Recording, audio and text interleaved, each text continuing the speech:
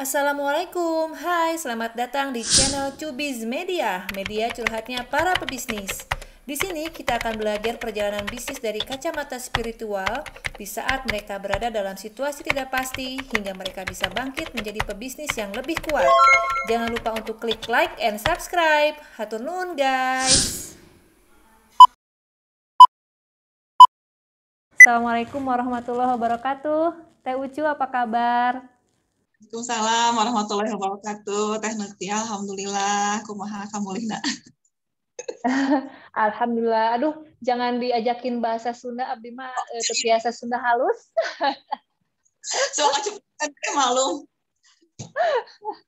Teh Ucu ini ibu dari hampir 4 ya, lagi hamil 4 anak. OTW 4. Ya lagi riuh-riuhnya. Jadi wajar lah ya nanti kalau misalnya ada iklan-iklan suara anak, wajar ya teman-teman Cubiz. Nih aku kan denger nih katanya Teh Ucu nih banyak banget bisnisnya katanya. Ada fashion. Kayaknya fashionnya juga ada berbagai macam ya. Ada hijab, mungkin ada bajunya juga ya Teh. Terus ada makanan juga. Boleh diceritain nggak Teh? Teteh mulai banget berbisnis itu dari sejak usia berapa Teh? Dari kuliah kah? Oh, ditanya sejak kapan bisnis, dalam arti bisnis itu adalah jualan sih ya.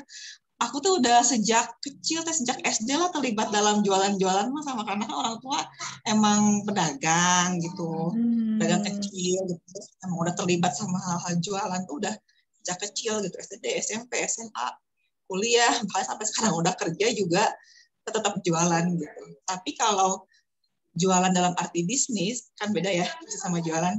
Bisnis itu saya benar-benar serius bisnis itu di 2018.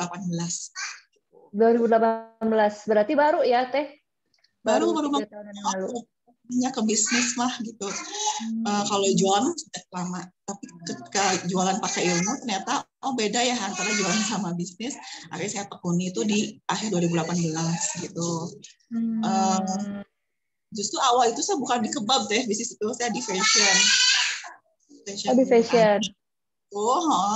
Saya beneran nyari bisnis yang mudah gitu, yang nggak ribet, yang nggak pakai nyetok barang, yang mudah lah, tapi bisa pakai online dan penghasilannya cukup lumayan. Waktu itu saya memutuskan untuk di fashion anak waktu itu ya. Satu brand, Amara Kids namanya. Akhirnya saya coba open reseller. Akhirnya banyak teman yang ikutan reseller fashion waktu itu. Sampai sekarang udah tadi 50 brand kalau fashion anak, belum dewasa dan sepatu atau lain-lain gitu ya. Sebenarnya kalau kebab itu munculnya karena kan kebab itu produk sendiri sebagai produsen. Kalau bisnis yang lain yang non produsen, saya udah sejak 2018 itu. Gitu. Itu awalnya gimana tuh Teh kepikiran jualan kebab? Jadi kan sebelumnya tahun 2018 itu memang saya jualan frozen food juga tuh Teh ya. Jualan durian kupas, saya udah nyetok banyak, udah punya freezer yang gede gitu untuk nyetok durian kupas, pancake, cheesecake, termasuk juga kebab. Saya udah jualan punya orang lain waktu itu Teh. Saya ngambil dari Surabaya, punya brand A lah ya, dan udah punya market waktu itu, udah punya tim juga reseller. Tapi akhirnya stop si produsennya, dia nggak jualan lagi. Akhirnya saya udah lost aja, nggak lagi mau jualan frozen food, pindah ke fashion kan di 2018 itu. Nah akhirnya saya rekrut reseller fashion. Akhirnya saya ketemu sama seseorang, ternyata dia alumni UIN tuh, alumni kampus saya tempat ngajar. Dia tuh ngirim kebab nih si anak alumni ini tuh, kayak 3 pack gitu ya. Terus saya jadi inget saya waktu jualan kebab dulu deh gitu ya.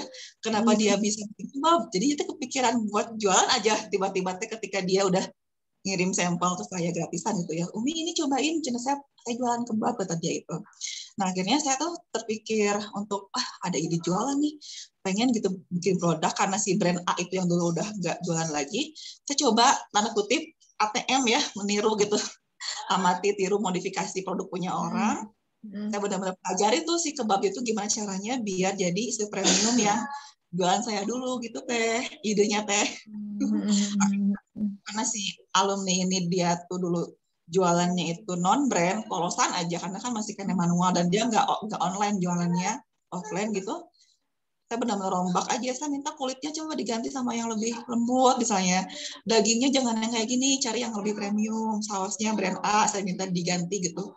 Terus saya minta desainkan stiker yang bagus, bikin akun Instagramnya, pokoknya dari nol banget lah. Tapi ide awal itu benar-benar dari orang alumni ini, tim saya reseller fashion, yang dia kirim ke saya gitu, ide awal saya pengen jualan. Tapi saya benar-benar jadi titik awal itu ketika terpikir buat udah kebaliknya bikin brand Omili aja sih. Gitu. Omili itu dari apa sih Teh?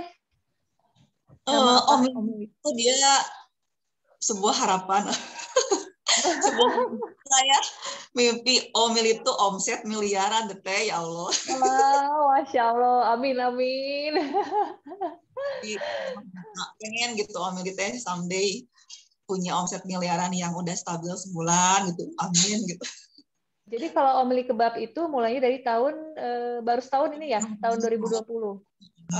Pas banget ini dong ya Teh, pas banget sebelum pandemi ya Teh.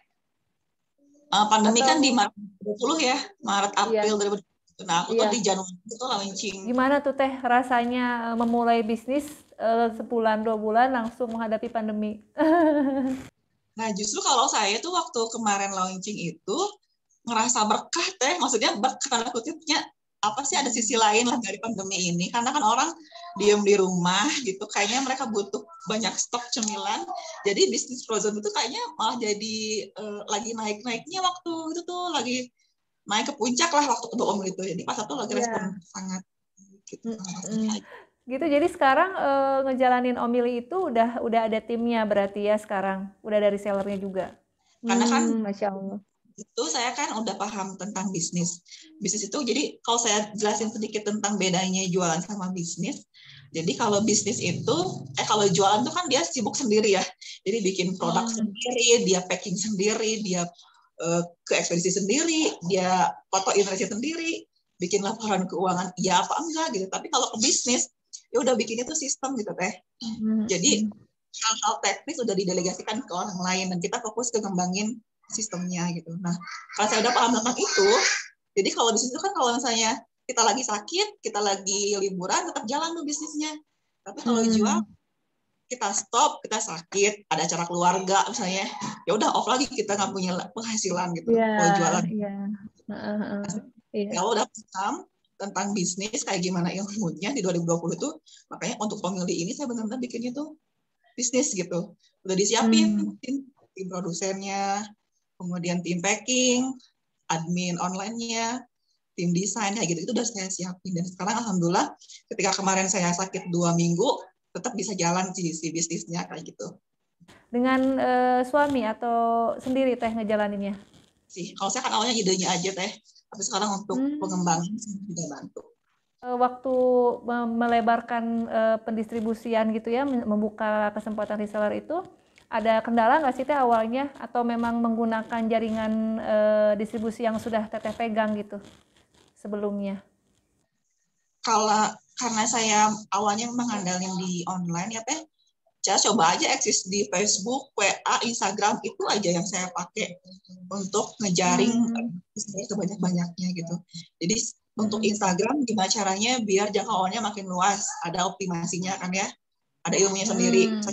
Itu walaupun masih kayak makeup tech gitu ya, saya nanti ada video apa enggak gitu. Ada juga yang join via Instagram, atau ada juga yang via Facebook, karena saya temen gitu sama dia, eksis juga sering di Facebook, akhirnya dia penasaran, ikut juga jualan kayak gitu, reseller atau agen saya. Tapi intinya semuanya jalanin secara online, justru yang lebih memudahkan itu.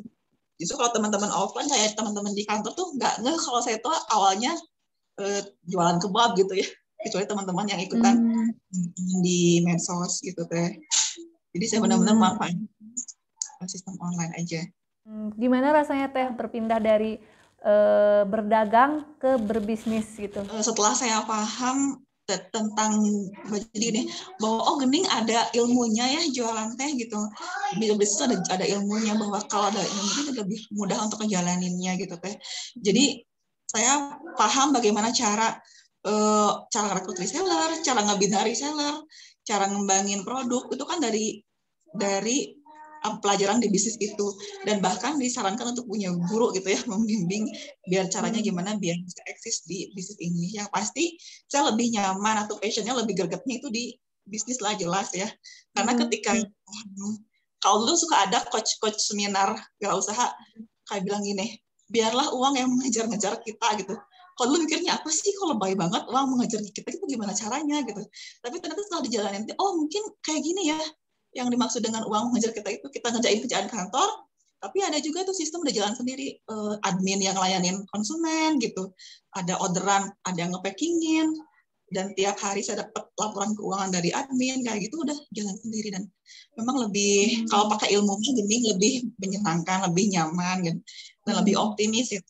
Walaupun tetap sih ya yang namanya bisnis mah ada resiko juga sih, tetap yang saya temui gitu, tantangan tetap ada. Tentunya udah paham banget tuh tentang cara membuat sistem. Mikir kan kita mesti ada inovasi apa nih biar refresh lagi sama produk baru. Kayak kalau setuju ya mangga, kalau enggak ya ya terserah gitu.